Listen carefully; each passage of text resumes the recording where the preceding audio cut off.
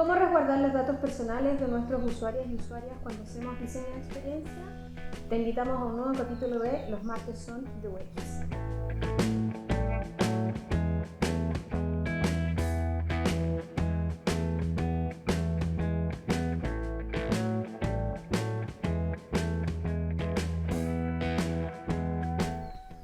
Hola, ¿cómo están? Soy Andrea Zamora, directora general de Ideas Digitales Aplicadas, y estamos en un nuevo capítulo de Los martes son de UX. Hoy junto a Camila Cordero, UX Content de nuestro equipo, y vamos a conversar de un tema que es bastante sensible y que muchas veces como diseñadores de experiencia dejamos un poco de lado. ¿Qué estamos haciendo hoy día para poder proteger los datos de nuestros usuarios al momento de diseñar una experiencia? ¿Cuán importante es para nosotros al momento de hacer investigación resguardar tanto la información como los datos que usuarios y usuarias nos entregan? Eso es parte de la conversación que vamos a tener hoy día con Camila. Camila, el tema de la privacidad hoy día se ha vuelto relevante. Escándalos como Cambridge Analytica nos han puesto de frente a una situación que muchas veces habíamos obviado. Todos hemos en algún minuto marcado los términos y condiciones sin leer de qué se tratan, pero desde el diseño de experiencia yo siento que todavía es un proceso que no tenemos tan definido o tan presente al momento de hacer nuestros procedimientos o de hacer nuestros procesos de investigación. Lo primero que me gustaría preguntarte es cómo nosotros podemos resguardar los datos personales desde la perspectiva del diseño de experiencia. Bueno, primero gracias por invitarme.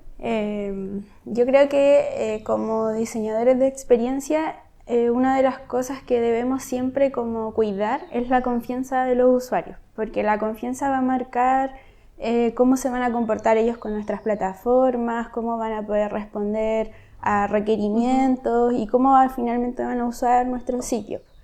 Entonces, en el fondo, yo siento que sí lo tomamos en cuenta, pero no de una forma consciente.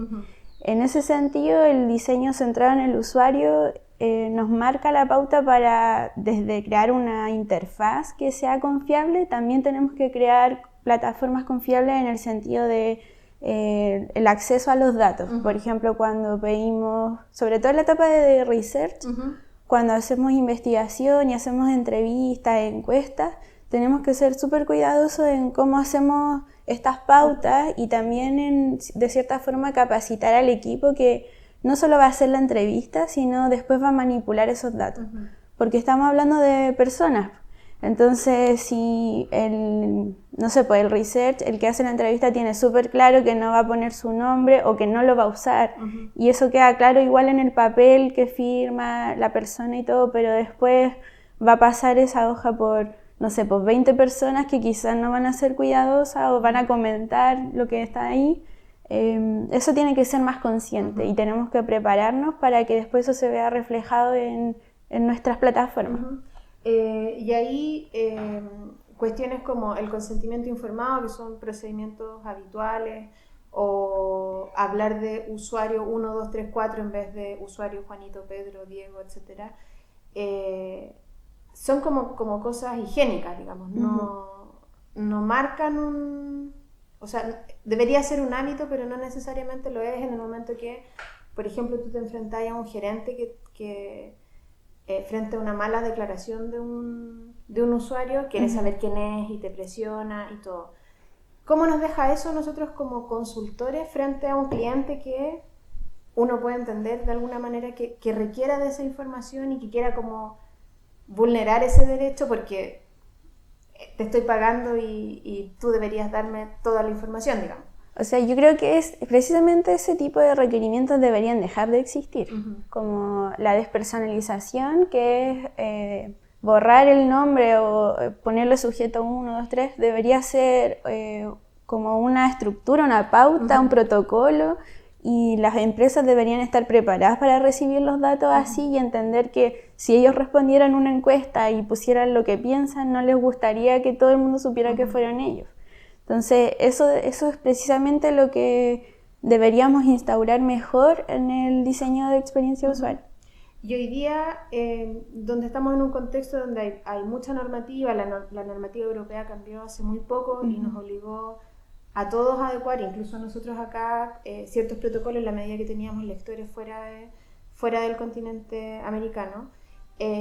¿Cómo evalúas tú el marco legal vigente, considerando que en Chile la ley de protección de datos es súper deficiente, para darnos seguridad a los investigadores de UX de tener como un espacio sobre el cual protegernos? El otro día, por ejemplo, los periodistas tienen el derecho a no revelar fuente, por ejemplo, pero eso es como una raya en el agua, no determina nada versus el establecer que estamos en el marco de una política de protección de datos. Claro, es que hay muchas cosas que se hablan pero no se practican. Por ejemplo, no sé, los periodistas, que somos periodistas nosotras, hacemos entrevistas a veces por WhatsApp. O nos mandamos un audio por Gmail y cero encriptación, cero preocupación, pero se supone que estamos protegiendo nuestra fuente. Entonces, justamente ayer Datos Protegidos ingresó el proyecto de ley de protección de datos personales, pero en Chile actualmente no hay, pues solo sería el reglamento general, el europeo, el que nos está rigiendo a todos. Pero ante eso también hay que tener cuidado, como no porque tú vas a poner todos los términos de servicio significa que estás cuidando al usuario. Y ahí es donde tenemos que entrar desde una perspectiva más UX, que es como simplificar lo que estás diciendo. Puedes poner el párrafo completo después, pero poner, no sé, un enunciado que diga a quién en realidad estás firmando esto, o separarlo por hojas, que no sea un texto gigante que no va a poder leer nadie, hacer las cosas más accesibles, que es lo que tratamos de hacer en las interfaces, pasarlo a temas de seguridad.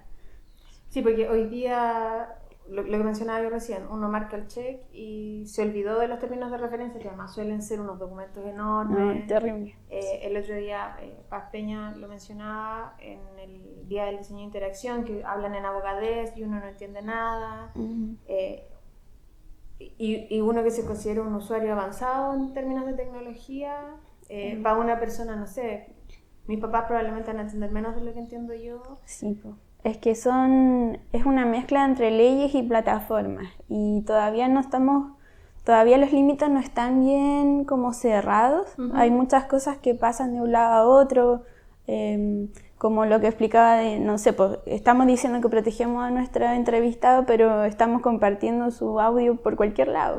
Y en su audio sí dice su nombre, ni siquiera lo cortamos. Entonces hay que pasar de hablarlo a la práctica, pues, como eso es. Ese es el salto.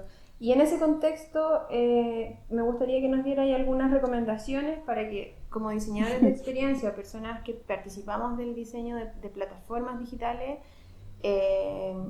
algunas recomendaciones para hacer una protección activa de los datos de nuestros usuarios en las distintas etapas de trabajo que podemos tener en el diseño de una experiencia.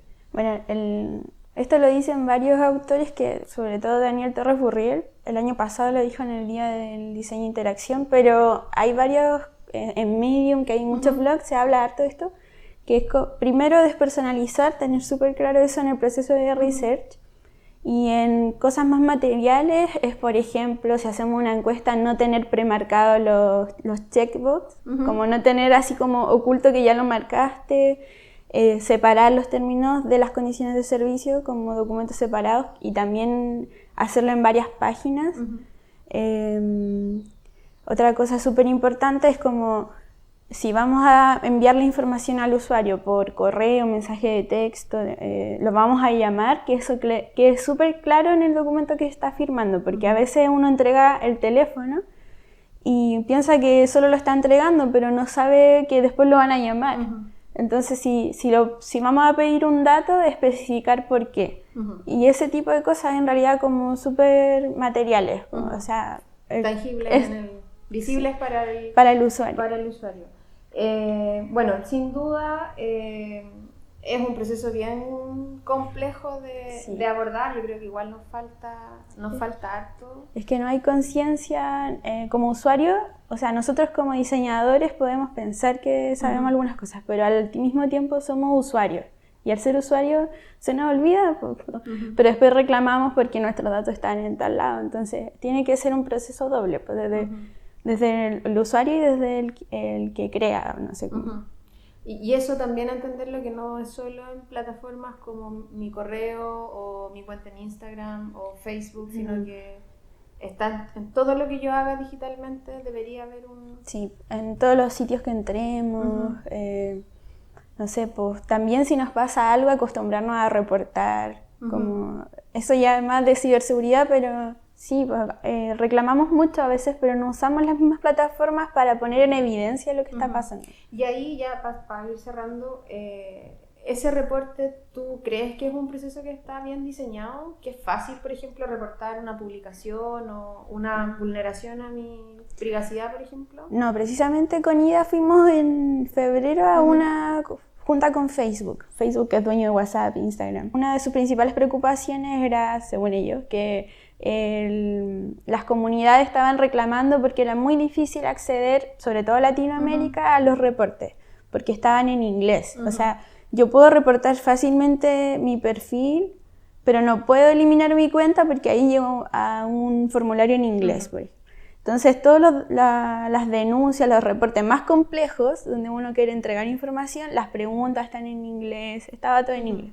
Entonces, no, en realidad, como la primera barrera con un proceso que ya es complejo. O sea, pensando que hay muchos más hispanohablantes usuarios que de inglés, es difícil, pues. Pero eso es como la primera barrera, y lo segundo es que usaban palabras como reporta por, no sé, por intimidación. Y uno pincha, es un ejemplo, no sé, no me la sé de memoria, pero al pinchar intimidación salen 5 tipos, por ejemplo. Pero uno no sabe cuando está haciendo el reporte que nos van a aparecer como árbol de opciones. Entonces, cuando uno encuentra la primera pantalla, no sabe cómo reportar. Y ese tipo de cosas se supone que se van a ir mejorando, pero por eso también es tan difícil para el usuario.